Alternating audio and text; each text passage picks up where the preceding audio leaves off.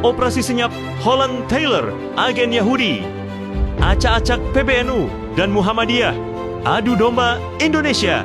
Pengamat intelijen Benny Murtopolubis mengungkap analisa tajam soal manuver asing yang menyusup ke tubuh organisasi keagamaan terbesar di Indonesia, Nahdlatul Ulama NU. Menurutnya, ada operasi senyap yang dijalankan oleh jaringan Zionis internasional melalui sosok C. Holland Taylor, seorang mantan pengusaha Amerika yang sejak 1999 bermukim di Indonesia.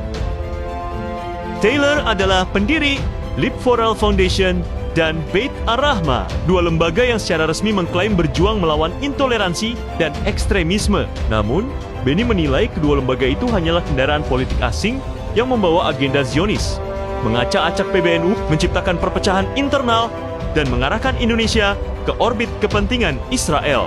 Taylor memanfaatkan kedekatan dengan tokoh NU sebagai pintu masuk, memperluas jejaring. Ia ikut memfasilitasi Bali Holocaust Conference 2007 bersama Simon Wiesenthal Center. Semua ini dianggap langkah normalisasi simbolis antara NU dan Yahudi internasional. Tahun 2021, Taylor terjerat skandal adu domba melalui LSM yang dia bangun, yakni Beit Ar-Rahmah. Ia merilis artikel kontroversial yang mencatut nama tokoh besar seperti Aziumardi Azra, Syafi'i Ma'arif, Amin Abdullah, dan Abdul Munir Mulkhan tanpa izin. Aziumardi Azra mengecam tindakan ini sebagai adu domba yang berbahaya. Tokoh lainnya menegaskan nama mereka dipakai secara sepihak demi kepentingan asing.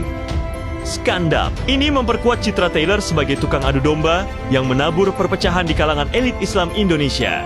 Benny Murtopolubis menilai, Taylor menggunakan narasi Islam moderat NU sebagai alat propaganda internasional. Narasi ini dijual di barat sebagai model Islam yang toleran. Padahal, di dalam negeri justru menjadi sumber kontroversi. Soft power seperti ini sangat klasik dalam operasi intelijen, dikemas dengan wajah humanis.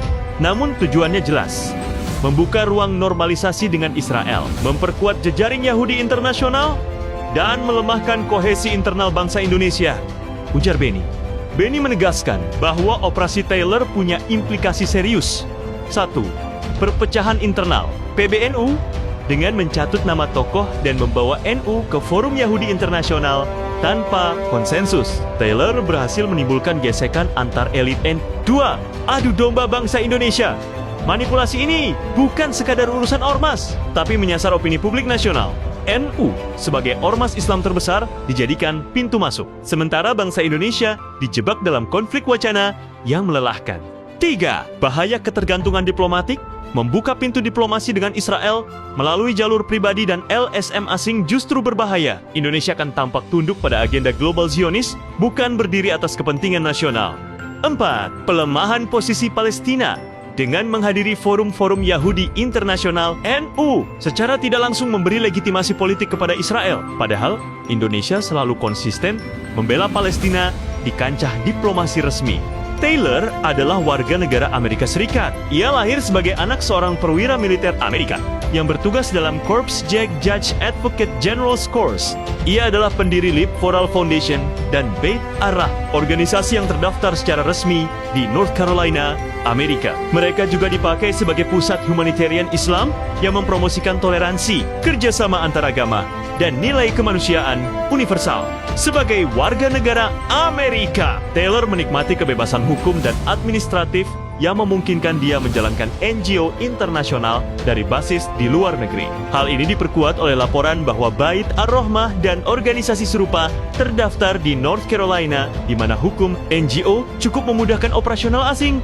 Ada indikasi kuat bahwa lembaga yang ia dirikan digunakan dalam praktek pengaruh budaya atau agama yang tidak selalu diungkap secara terbuka, terutama terkait publikasi yang mencatut nama tokoh Islam tanpa izin dan normalisasi hubungan yang kontroversial. Tidak berhenti di situ, Taylor juga disebut sebagai orang di balik pengundangan Peter Berkowitz, akademisi Amerika Serikat yang dikenal sebagai tokoh konservatif pro-Israel dan pernah menjabat Director of Policy Planning di Departemen Luar Negeri AS.